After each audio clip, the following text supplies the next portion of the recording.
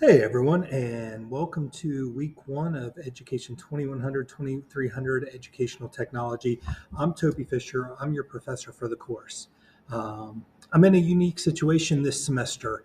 I put in to present at a conference, an educational technology conference, and my two proposals were accepted. So I am leaving this evening for Florida to go to the Future of Education um, conference, which is in Orlando. So I get to avoid the cold weather, but I also, unfortunately, will not be with you guys on Wednesday. So we're going to have to adapt for week one this semester, do things a little different. It's always good to, as an educator, to be flexible and adaptable. And that's what I've tried to figure out here to make this week still meaningful for us. Without having any face-to-face time before we get into the work. So I wanted to record this video much longer than anything I'll record for anything else, but we haven't met each other yet and done any work together. So I want to give an overview of what I would like you guys to do. That way we're really prepped next Wednesday to get going running and then get to know each other and build some classroom culture too. So the first thing I want you guys to do, I'll kind of navigate through these slides that you'll have access to in Brightspace, is I want you to go to this Padlet and introduce yourself to the class. And then ignore that, or actually that's this video. So I want you to introduce yourself to the class. So you'll go to this Padlet. Padlet is a pretty cool tool. It'll take you to this page and you'll do, I'm not going to read this to you, but you'll introduce yourself. I've created a model. Mine's way too long.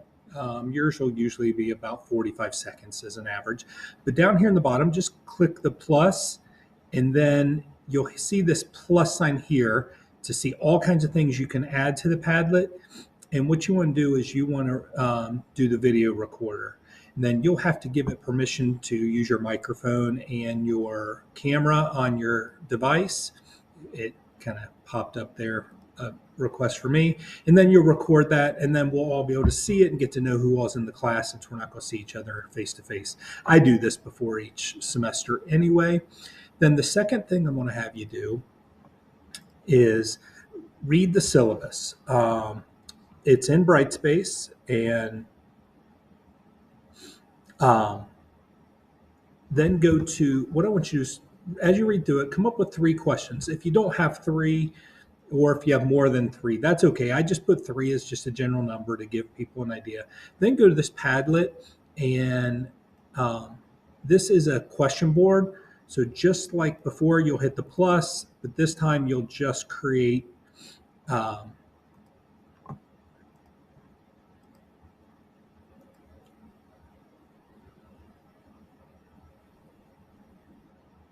you just have to click here and you can write. So here is my question, hit enter, publish, and it'll pop it up here. And then I'll have everybody's questions, and then we'll have a brief conversation in the first class about any of your questions about the syllabus, and you can bring other questions too. Then we will start into our first unit. So the first unit is, what's the purpose of technology in education? So this, for the first 3 weeks, will kind of set the context of why do we have technology, what's its purpose, what do we use it for? So the first thing we want to do is we want to define educational technology, and we're going to do that through something called a Frayer model document. So in a Frayer, it is basically you take a sheet of paper and put it into 4 parts. In the center, you put the word. On the top left, you write a formal definition of the word. In the top right, you put characteristics of that word. Then in the bottom, you have examples and non-examples. So let's look at a really simple example. A rectangle, if you look at this, there's a clear definition on the top left. There's some facts about it. In the bottom left, there's examples of rectangles, and then the bottom right, non-examples. When you get into things like what we're going to do with educational technology, the non-examples become a little bit harder to find, but they are there in the resources that you're going to do. So what you'll do is just take a piece of paper, or if you want to use technology, I would do this on paper myself. If we were doing this in class, I actually have a blank copy of this for you. So what you're going to do is you're going to watch the video on slide 8 and then read 4 documents on slide 9. And as you read it, fill out that paper. Don't do the definition till last.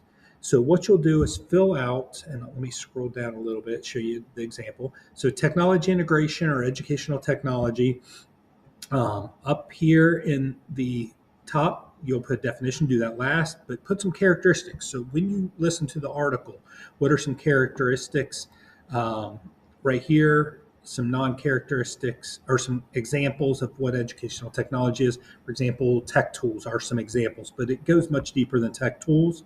And then here are some non-examples. In the video, I'll give you a hint. He gives you 3 very clear things that are not non-examples of educational technology. So you'll watch this video. If it plays the whole video, you're just watching from minute 1 to minute 8. It is a 30-minute video, and ignore the guy who's the MC. He's annoying. It's a video it's an event that I emceed years ago. So, but I don't want you to focus on me. I want you to focus on the gentleman who I have speaking, because he says much deeper words than I do. So then, once you get done with that, if you can just take a picture of what you created and submit that in Brightspace, and there's a link in there. I'll show you that at the last thing. That's the major thing that we would have done in class this week, the biggest piece of work. The next thing I'll introduce is we do something called the Tech Tool Showcase. And what a Tech Tool Showcase is starting week 3 through week 13 of the class, 2 or 3 of you will do a 5 to 10 minute presentation on a technology tool. For now, I just want you to pick the tool. We'll go deeper into what needs to be in the presentation next week when we're together. There is a rubric you can see in Brightspace for it if you want to check that out. So you'll have this list of tools that you can look through, and there's quite a few of them. What I challenge you to do is don't pick a tool that you're familiar with, but do look at it to make sure it fits the grade level and the content area that you want to teach in the future. Then once you've picked one, put your name here and put the week you would like to present here. You're not done at that point. I need you to go down at the bottom to the second tab and actually put the week that you're going to present. Here are the dates that we're going to do presentation. So I just put my name and the name of the tool. If someone gets a tool before you, I don't want any duplicates because that would be kind of boring to hear about something twice. And then no more than 3 presenters in any given week. If you're someone who likes to get it done, I do encourage you to, a couple of you to be there that first presentation week on January 29th. These are always a great part. The students enjoy learning about all the different tech tools in the class. So it's a piece of the class that I've gotten great feedback on. Then, let me head back over to slides. In Brightspace, just give me a couple sentences, real short response to the prompt. What is the tool you chose? Why would you use it in the classroom? Or actually, not that. When you go into Brightspace, just tell me what you picked and why you picked it. That's simple. There's a little bit better description in Brightspace. So kind of recap what you're going to do this week. You'll do the introduction of yourself in Padlet. You'll do the syllabus in Padlet. You'll do the Freyr definition. One thing I didn't talk about is each week we'll try to read something new. So one of my favorite websites is Edutopia. So you'll go to edutopia.com, you'll read an article, or you can watch a video. And then in the Brightspace discussion board, share what you learned and comment back on 2 people's post. I put some more deeper directions in Brightspace, nothing too big. These posts should be long enough that you cover the material that's necessary, but not so long that we all get bored reading it. So a solid paragraph is what I typically tell people. And there's some questions in Brightspace that you should answer in any of these posts. And then the other thing, encourage, don't pick the first article you find on a page. Look for something that interests you. The biggest reason is so that we all end up reading different articles. If everybody picks the first 2 or 3 things that show up on Edutopia's feed, we all read the same articles, and then the conversation gets a little boring. And then the last thing is the Tech Tool Showcase. Make sure you pick your tool. That way you get something you want. Take a look real quick at what this looks like in Brightspace. So here's the syllabus. Here's some information on the tech showcase. You can ignore where it says Google Assignments for now. And then week 1, what is technology integration? When you go into here, here's the slide deck. Here's the Padlet to introduce yourself, and I have some directions there.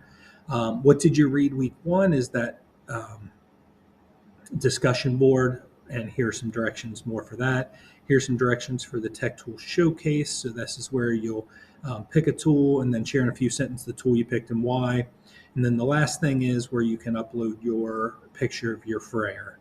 If you have questions, I will be checking my email, not frequently, but I will be checking it, and I'll be able to get back with you. And I look forward to actually seeing you guys all in person, and I look forward to learning a ton this week so that I can bring some things back and enrich our class more than it's been in the past. So if you have questions, concerns, anything, like I said, reach out, email me. My phone number is on the syllabus, so you can text me too if it's something that's urgent or if that's what's easiest for you. I'm flexible with communication. So till then, I can't wait myself to go be a learner and then bring things back to you in a week and a half or a little over a week. Enjoy your first week of, we call this spring semester, but with snow on the ground, I guess it's winter semester for now. I will see y'all next week.